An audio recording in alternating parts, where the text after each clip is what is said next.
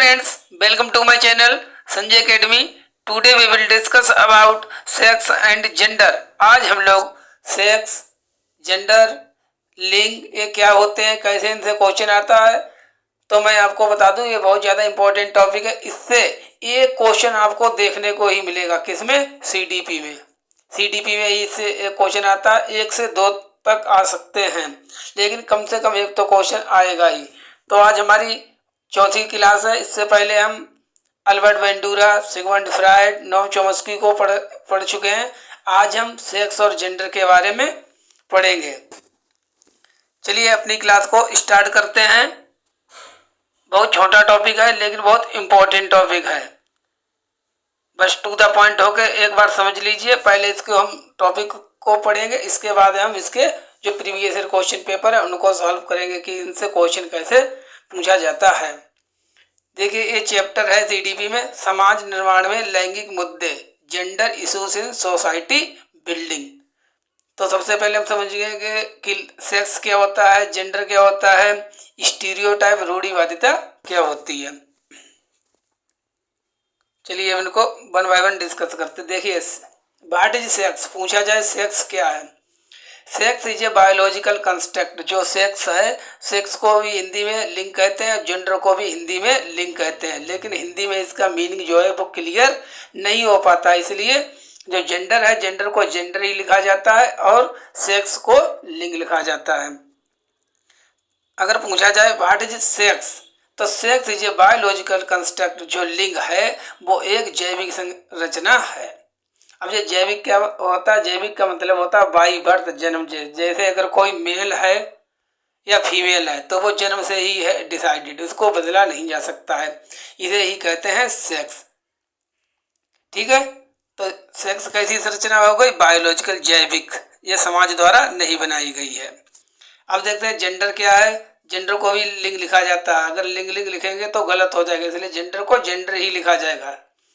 Gender is a social construct. Gender एक कैसी संरचना है? जेंडर एक सामाजिक संरचना है। सामाजिक संरचना का मतलब है जो जेंडर है वो समाज के द्वारा बनाया जाता है, समाज के द्वारा निर्धारित किया जाता है। और जेंडर का मतलब आप समझ सकते हैं सोशल रोल प्ले। जो हम समाज में भूमिका अदा करते हैं उसे हम जेंडर कहते हैं। याद रखिए हमेशा।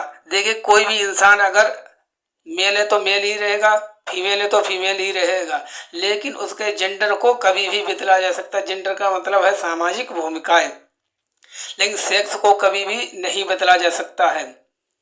देखिए जेंडर का मतलब जैसे आज कोई फीमेल है, खाना बना रही है, झाड़ू लगा रही है, बर्तन साफ कर रही है, काम कर रही है, घरेलू काम कर रही है। अगर कल को वो पढ़ लिख के मान लीजिए मास्टरनी बन गई तो अब उसका प्रोफेशन क्या हो गया? मास्टरनी हो गई। तो उसका आज का जो जेंडर है वो बदल गया, लेकिन क्या उसका सेक्स बदला? सेक्स नहीं बदला, लिंग तो सेम रहेगा, लेकिन जेंडर से जो सामाजिक भूमिका है वो बदल गई। और एक और एग्जाम्पल के माध्यम से समझ सकते हैं। जैसे ड्राइवर, जो ड्राइवर होते हैं वो 99% कौन होते हैं? मेल होते हैं। अगर कोई स्त्री है या लड़की है, अगर वो ड्राइवर का काम करने लगे तो उसका सेक्स तो सेम रहेगा, लेकिन उसका जेंडर बदल जाएगा। अब वो कौन सा रोल करने लगी है? ड्राइवरिंग का। ठीक है, तो इतना इनमें अंतर होता है और इसमें कुछ बहुत ज़्यादा जरूर नहीं है पढ़ने की आवश्यकता। इतना ही आप ध्यान रखें। Sex is a biological construct.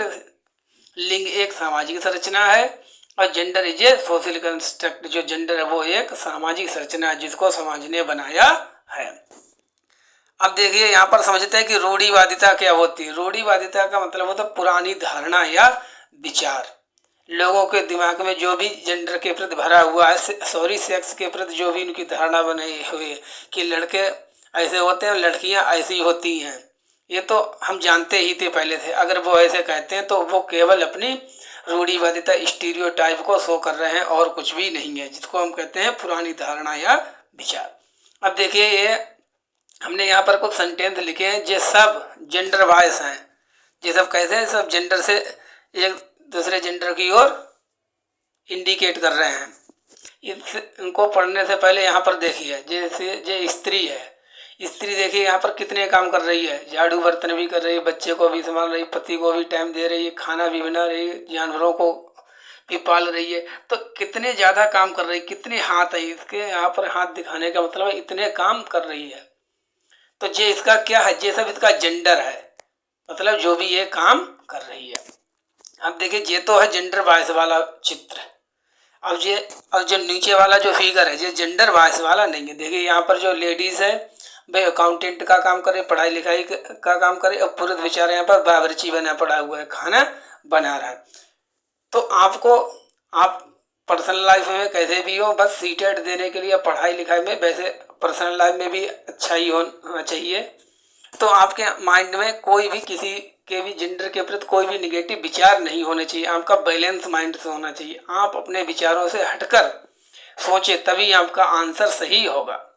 जैसे यहाँ पर सेंटेंस है, देखिए मर्द के दर्द नहीं होता, इसका मतलब जो मेल है उसके दर्द नहीं होता, ये समाज में कहावत है कहना। तो ये जेंडर वाइज को सूचित कर रही है, तो किसी लिंग के प्रति एक पुरानी धारणा जो कि कहती है गलत है। दूसरा क्या है, अच्छी लड़कियां घर के बाहर नहीं घूमती, ये भी कहावत है। और कहते भी कि जो अच्छी लड़कियां होती वो टूर पे नहीं जाती, बाहर नहीं खेलती घूमती, जो कि ये सब कैसी है, ये सब गलत है, ये पुरानी धारणा है, ये हमारी केवल रूढ़िवादी सोच को दर्शाती हैं और कुछ भी नहीं है। लड़के रोते नहीं, वही पहली वाली बात हो गई, मर्द के दर्द नहीं होता। अभी क्वेश्चन प्रीवियस ईयर करेंगे तो आपको बहुत अच्छे से क्लियर हो जाएगा, बस अभी इन पर ध्यान दें। पहले बेटा है, बाद में बेटी, जैसे जो भेदभाव होता है घर परिवार में, सभी लगभग सभी के ही परिवार में होता है, जिसके नहीं होता है तो बहुत अच्छी बात है। तो वहाँ कहते हैं कि जो पहले है वो बॉयज़ हैं, वो कैसे हैं, प्राइमरी हैं, और जो लड़कियां हैं वो कैसी हैं, सेकेंडरी। तो ये कैसी सोच है, ये हमारी रूढ़िवादी सोच है, जेंडर बायस है, ऐसा नहीं होना चाहिए। और देखिए यहाँ पर जो 5वां सेंटेंस लिखा है पति परमेश्वर, अब ये ऐसी वाली जो संकल्पनाएं हैं ये कैसी है, टोटली जेंडर वाइज को सूचित करती हैं। तो इस प्रकार के सेंटेंसों से बच के रहना है आपको। यहाँ पे जो 5 सेंटेंस हमने लिखे हैं, ये 5 को 5 कैसे हैं, गलत। आपका माइंड ऐसा होना चाहिए, ठीक है, ऐसा है होना, ऐसा अगर आप सोचेंगे तब आपका आंसर हमेशा सही ही जाएगा। चलिए अब क्वेश्चन की प्रैक्टिस करते हैं आगे। देखिए ऐसे क्वेश्चन आते हैं, जैसे प्रीवियस ईयर के क्वेश्चन पेपर हैं। क्वेश्चन पूछा गया gender, what is gender, gender is a social construct, gender is a biological construct, gender is economical concept, gender is psychological concept. जो मतलब जेंडर है, देखो जेंडर ही लिखा गया है, इस पर लिंग नहीं लिखा गया है, ठीक है। सामाजिक संरचना है, मतलब समाज के द्वारा बनाई गई। जैविक संरचना जन्म से ही निर्धारित होता है।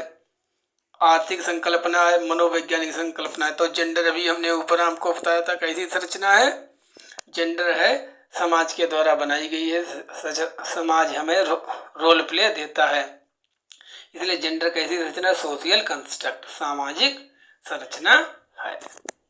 दूसरा क्वेश्चन क्या है, ये सीटेट प्राइमरी 2016 का है, ये 2019 का क्वेश्चन था कि सेक्स, केवल इतना लिख के है सेक्स, बताइए क्या है sex. Sex is a social construct, biological construct, economical concept, psychological concept. Sex कैसी संरचना, मतलब कोई मेल होगा या फीमेल होगा, वो जन्म से ही निर्धारित होता है, जो जैसा है वैसा ही होगा, मेल या फीमेल। तो सेक्स क्या हो गया हमारा, बायोलॉजिकल कंस्ट्रक्ट, जैविक संरचना। अब ये तो डायरेक्ट क्वेश्चन आए हुए थे, अब देखिए कैसे थोड़ा घुमा फिरा के क्वेश्चन आते हैं। पढ़िए क्वेश्चन को, पहले इंग्लिश में पढ़ेंगे बाद में हिंदी में पढ़ेंगे। After getting her during a play activity, Rohan started crying, seeing this his father responded, don't behave like girls, boy do not cry. This statement by the father challenge gender stereotype, reduce gender bias, promote gender equality, reflect gender stereotype. मतलब इसका जो है question का चलिए हिंदी में पढ़ते हैं। एक खेल क्रिया के दौरान मतलब खेलते समय चोट लगने पर रोहन है, एक बच्चा है, वो रोने लगा। ये देखकर उसके पिता ने कहा, क्या कहा?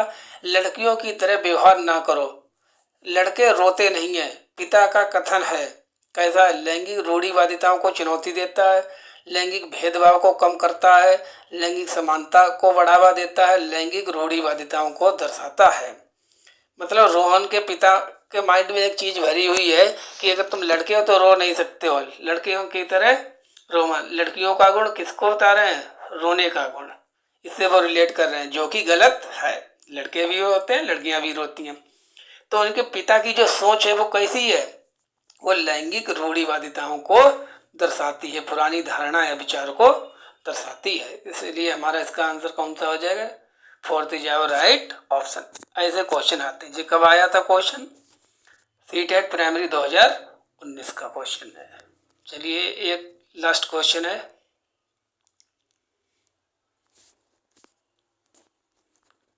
ये हिंदी में ही है।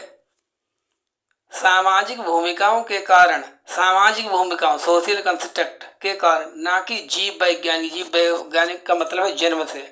संपत्ति के कारण सौंपी गई विशिष्टताएं, विशिष्टताएं का मतलब भूमिकाएं कहलाती हैं। क्या कहलाती हैं?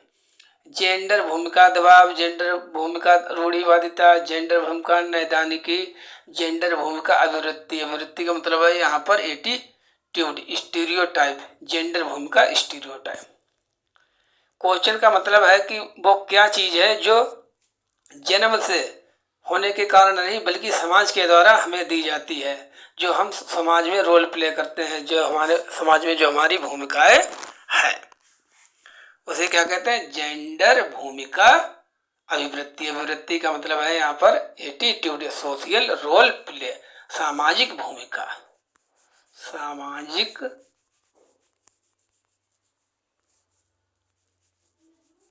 भूमिका।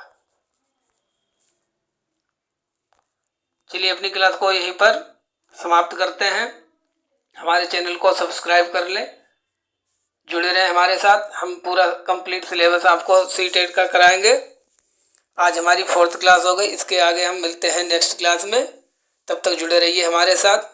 Thank you for watching.